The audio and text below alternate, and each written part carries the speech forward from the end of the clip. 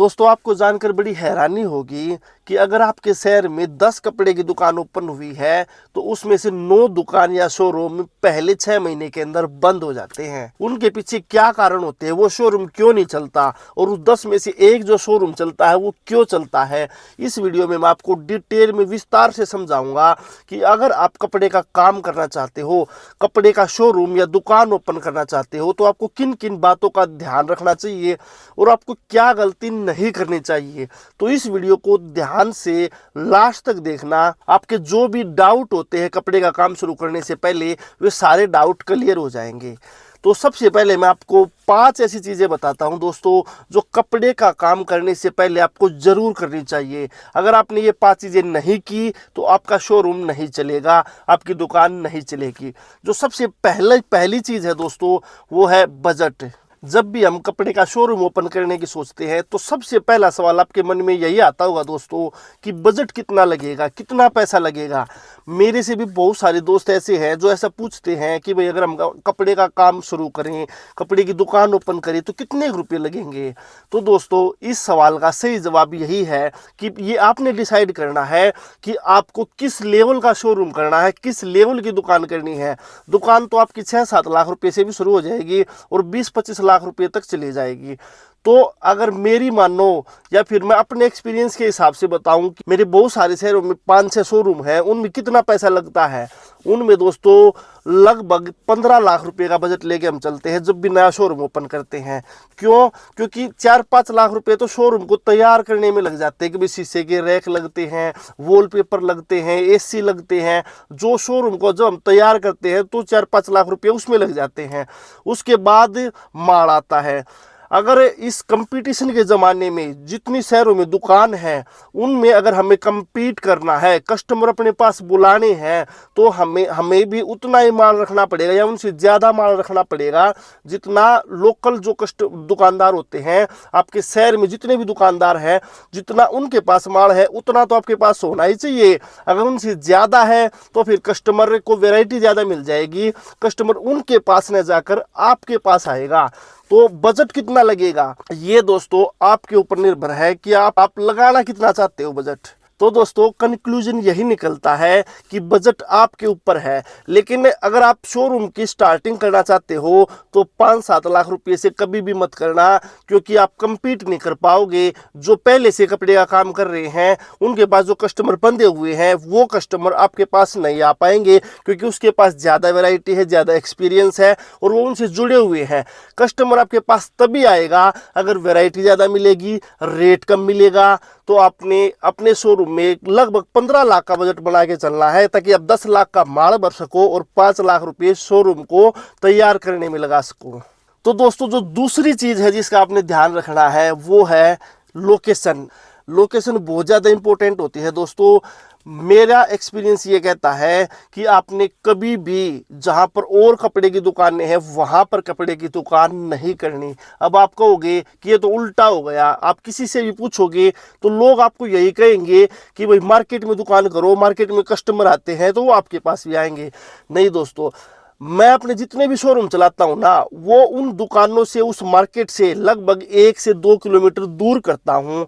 Customer कैसे आएंगे वो वहाँ पे वो मैं आपको बाद में बताऊंगा, लेकिन पहले लोकेशन की सुन लो। क्योंकि वहाँ पर एक तो कंपटीशन ज़्यादा होता है, आप किसी भी चीज़ को अच्छे रेटों पर नहीं बेच सकते, अच्छा मार्जिन नहीं ले सकते।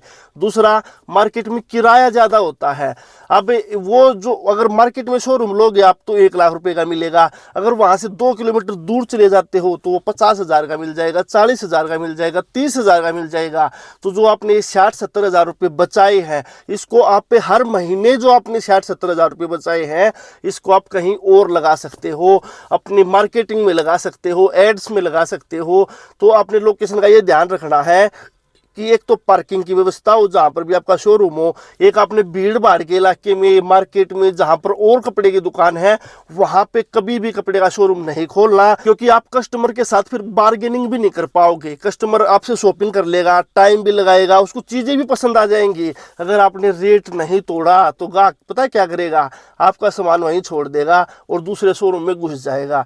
लेकिन अगर वो 2 किलोमीटर मार्केट से दूर आपके पास आया है और उसको चीज़ें पसंद आ गई, वो जल्दी से आपका माल नहीं छोड़ेगा, आपसे जो शॉपिंग करी है उसका पेमेंट भी करेगा और ज़्यादा बार्गेनिंग भी नहीं करेगा। तो लोकेशन का ध्यान रखना है, पार्किंग की व्यवस्था हो, खुला इलाका हो, थोड़ा सा भीड़ भाड़ का इलाका ना हो, और अपने मार्केट से थोड़ी सी दूर हटके अपना शोरूम या दुकान करनी है। अब हम बात करते हैं दोस्तों तीसरी चीज़ जो आपने ध्यान रखनी है, और वो है दोस्तों कपड़े की नॉलेज, कपड़े का ज्ञान। अब दोस्तों जो भी बंदा कपड़े का काम करना शुरू करना चाहता है, अपना शोरूम या फिर दुकान ओपन करना चाहता है, उसको कपड़े की नॉलेज नहीं होती दोस्तों।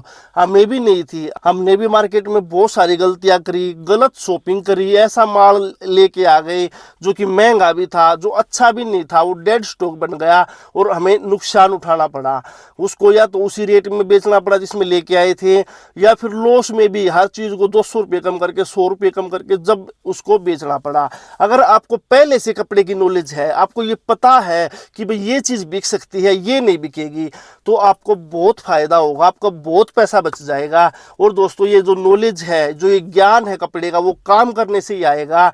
तो मैं तो ये कहूँगा कि अगर आप अपना कपड़े का शोरूम करना चाहते हो तो पहले कहीं किसी ऐसी दुकान पे या ऐसे शोरूम पे काम कर लो जिसका अच्छा चला हुआ है। आपको पता लग जाएगा कि कस्टमर का टेस्ट क्या है, कस्टमर किस टाइप की चीज़ें खरीदता है। क्योंकि अगर आप मार्केट में माल लेने जाओगे ना, तो वहाँ पे हर जो होलसेलर है वो आपको ये कहेगा कि ये माल ले जाओ, ये माल भर लो, ये जाते ही बिक जाएगा। लेकिन दोस्तों ऐसा नहीं होता, हर माल जाते ही नहीं बिकता। आपको बहुत समझदारी से शॉपिंग करनी पड़ेगी। वहाँ पर ऐसे ऐसे तेज बंदे बैठे हुए मार्केट के अंदर जो आपको माल चेप देंगे और फिर बाद में आपको ही उसका नुकसान उठाना पड़ेगा, वो बिकेगा नहीं। क्योंकि वो दिखाते इस तरीके से माल को है कि भाई ये तो जाते ही बिक जाएगा, ये तो ऐसा माल है जो आपको पूरी मार्केट में कहीं नहीं मिलेगा। लेकिन दोस्तों ऐसा कुछ नहीं होता। आपने अपनी समझदारी, अपने दिमाग से शॉपिंग करनी है। हाँ, हर एक चूज करके एक एक चीज को खरीदना है, तभी आप कस्टमर को अच्छे तरीके से दिखा पाओगे, कॉन्फिडेंस से बेच पाओगे और कस्टमर भी आपसे जुड़ेगा। तो आपने इस बात का ध्यान रखना है दोस्तों कि अपने कपड़े का ज्ञान होने के बाद ही अपना काम शुरू करना है। पहले आप कहीं नौकरी कर लो, सेल्समैन नहीं कर लो, भले ही आपको 10 की जगह 5,000 रुपये सैलरी मिल जाए, लेकिन ये 5,000 एक दिन 5 लाख रुपये आपको बचा के दिखा देंगे। आपको हर महीने उस चीज़ का फायदा मिलेगा। तो दोस्तों मैंने आपको 3 चीज़ें तो बता दी, एक बजट, एक लोकेशन और एक कपड़े की नॉलेज। अब मैं आपको चौथी चीज़ बताता हूं दोस्तों, और वो है सोशल मीडिया पर एक्टिव होना। अगर आप कपड़े का काम शुरू करने वाले हो तो सबसे पहले आपको सोशल मीडिया पर एक्टिव होना बहुत ज़रूरी है दोस्तों आज के टाइम में। क्योंकि आपने देखा होगा कि आपके शहर में जो दुकान सबसे ज़्यादा चली हुई है या जिस शोरूम पर ज़्यादा कस्टमर जाते हैं, तो देखना वो ज़रूर सोशल मीडिया पर एक्टिव होगा। मेरे 6 शोरूम है और 6 शोरूम पे बहुत सारे कस्टमर आते हैं। मतलब और जो शहर वाले दुकानदार है ना, उनका ये सपना है कि जितना इनके शोरूम पे क्राउड आता है, कस्टमर आती है, भीड़ आती है, इतना क्राउड, इसका आधा भी अगर हमें मिल जाए तो मतलब हम भी अच्छा बिजनेस कर पाएंगे। लेकिन दोस्तों उसका जो कस्टमर आने का कारण है वो है दोस्तों सोशल मीडिया पर एक्टिव। हमारे बहुत सारे पेजों पे 50,000 60,000 फॉलोवर है, जो नए बने उस पर 30,000 40,000 फॉलोवर है। तो दोस्तों अगर आप भी कपड़े में अच्छा करियर बनाना चाहते हो, कपड़े के काम में अच्छा ग्रो करना चाहते हो, तो आपको सोशल मीडिया पर एक्टिव होना बहुत ज़रूरी है। आपको वीडियो बनानी पड़ेगी, कस्टमर को दिखाना पड़ेगा कि भाई हमारे पास ये चीज़ है, मार्केट से हटके है, हमारे पास जो रेट मिलेंगे वो भी मार्केट से हटके मिलेंगे, जो चीज़ मिलेगी वो भी मार्केट से हटके मिलेगी। तो तभी कस्टमर घर से ही ये प्लान बना के आएगा कि मुझे मार्केट में कहीं नहीं जाना, मुझे इस शॉप पे जाना है क्योंकि मैंने इसकी वीडियो देखी थी। आपने सुना होगा दोस्तों कि जो दिखता है वही बिकता है, तो आपने दिखाना है, जो ज़्यादा दिखेगा वही ज़्यादा बिकेगा।